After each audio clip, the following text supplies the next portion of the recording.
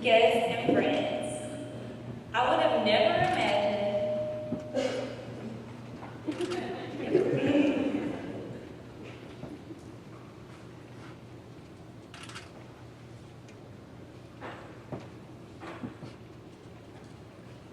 Good morning, youth group. I would have never imagined that I would be standing here giving the Back to Sunday school message, but I guess it is somewhat fitting considering that I am also going back to school, only for the 19th time though. Before I get started, I'd like to thank the youth group for having me here today, the church family for always supporting me, and my family, all of them back there, for being here.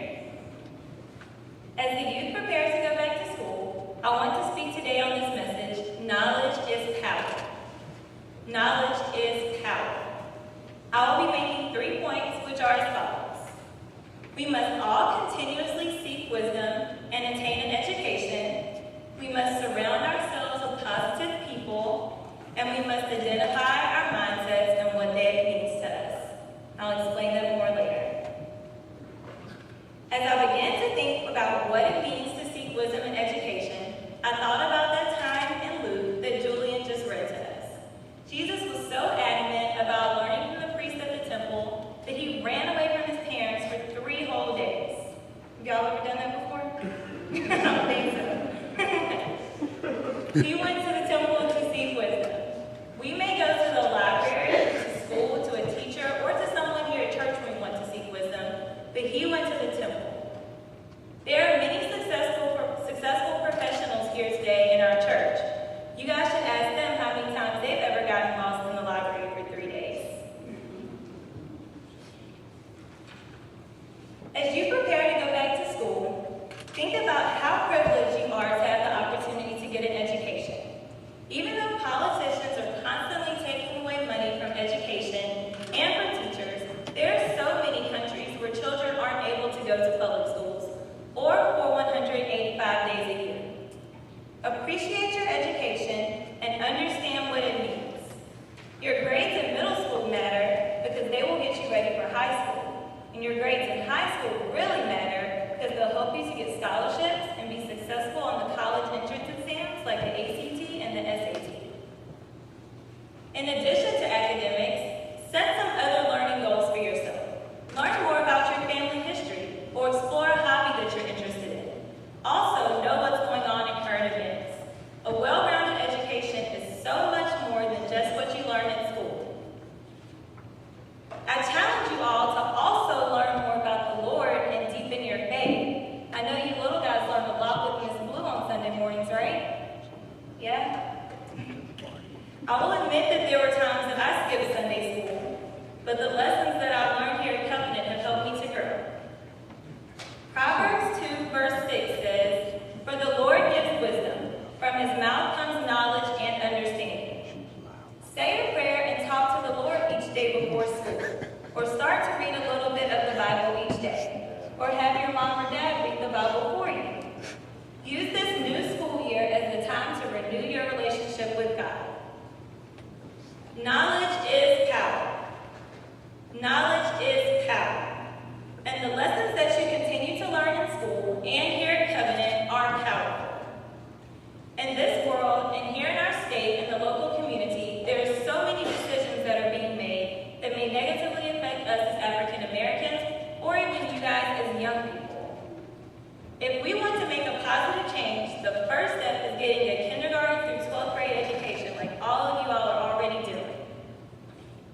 After that K-12 education, you have to go on to college or enter the workforce. Whether you go to college or into the workforce, you have to constantly seek wisdom, ask questions, and learn new things. Education and seeking wisdom doesn't just stop when you graduate. You have to keep doing it. None of this is possible without having faith in the Lord and realizing where your blessings come from. When I first applied to graduate school after my senior year of college, I applied to my first choice Auburn University, and I didn't get in. When I called my mom, I cried so much that she couldn't understand what I was saying on the phone. She told me I needed to get it together or she was getting off the phone. I don't know if you guys will believe this, but she hung up on me. And she told my daddy to call and do it. This wasn't my plan, but I ended up learning so much more while I taught second grade for 2 years. And then the Lord thought fit for me to get a master's degree at the University of Pennsylvania, an Ivy League institution. I had never planned this or thought that it would happen, but the Lord had already ordered my steps. When I didn't get into Auburn, I didn't just sit around and pout, only in the beginning. After my initial disappointment, I thought about something that my daddy always tells me. You can't change the actions of others, you can only change yourself. I realized that I couldn't blame the admissions committee, and I certainly couldn't change their decision, so I had to work harder, improve my interview skills, and add more experiences to my resume. If you don't know what a resume is yet, it's this long sheet of paper where you list out where you went to school and all the jobs you've had and different things. You'll learn more about that later. The point I'm trying to make here is that even when things don't go as you have planned, you still have to work harder and try again. Always believe that the Lord has a bigger and better plan for you. Knowledge is power. Knowledge is power. If you continuously work hard, seek wisdom, and attain an education, then you will be laying the foundation for whatever it is that you want to do in life. The second point that I want to make is about how important it is for you to surround yourself with positive people. Your network is your network. Even if you make good grades and do the right thing, but the counselor always sees you with troublemakers, then when a scholarship comes across her desk, she's probably not going to think of you. It is important to choose your friends wisely. When we're young, our first friends are usually other kids here at church or our cousins, but as we get older, we have the chance to make our own friends. Make sure that you and your friends have goals and you are all motivating each other. If you and your friends aren't making each other better, then you need some new ones. Always follow the golden rule, treat others as you want to be treated, but be careful who you confide in and share your dreams with. Unfortunately, not everyone wants to see you succeed. Some people will be jealous of you or want you to fail. We've all heard the quote, misery loves company.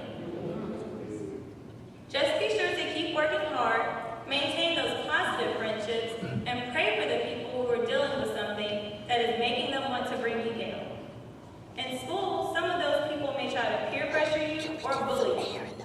Don't be afraid to stand up to them or talk to an adult about these things. It's okay.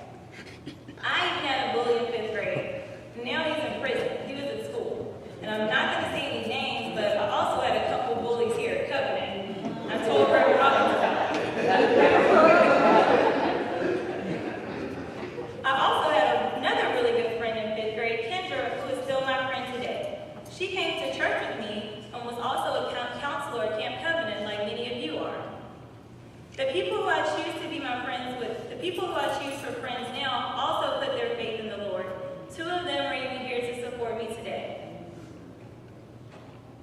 In addition to your friends, think about all of the positive people who are here at Covenant that only wish the best for you.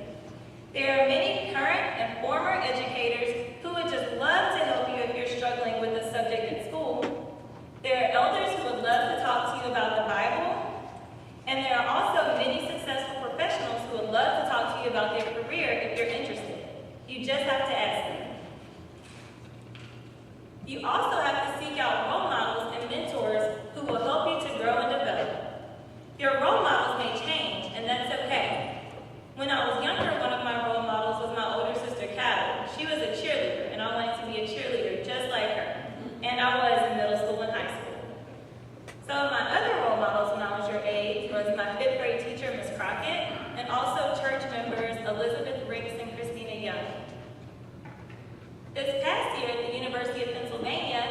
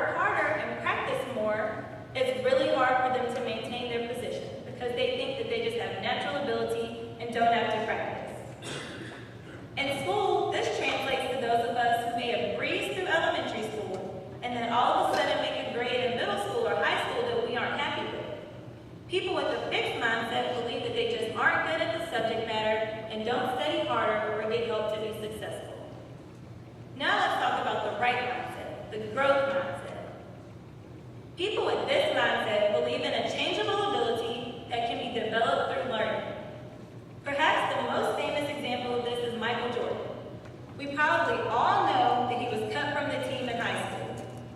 With a fixed mindset, he would have given up. He would have thought that he just was not good at basketball. But Michael Jordan had a growth mindset. He practiced and practiced and practiced some more, and he became one of the best ball players at Carolina and in the NBA. If you start the new school year with a growth mindset like Michael Jordan, then when chemistry or pre-calculus isn't looking so good, you'll embrace the challenge, study harder, go to tutoring, and do whatever else it takes to be successful. I would venture to say that the Lord created us all to have a growth mindset. He gives us second chances and forgives us time and time again because He knows that we can and will make the changes that we need to make in our lives. If He wanted us to have a fixed mindset, then there would be no need for repentance or for us to do the prayer of confession each Sunday. He also provided us with parents and guardians and spiritual leaders like Reverend Hawkins and teachers who we see each day. These people are there to support us and to teach us new things. As you get ready to go back to school, identify whether you have a fixed mindset, the one where you think that you just can't do things, or a growth mindset. That's the one that you should have. If you have a fixed mindset, then you need to know that you can and will do whatever it is you want to do in life. With hard work and keeping in mind Philippians 4:13, I can do all things through Christ who strengthens me, anything is possible. If you have a growth mindset, then keep working hard toward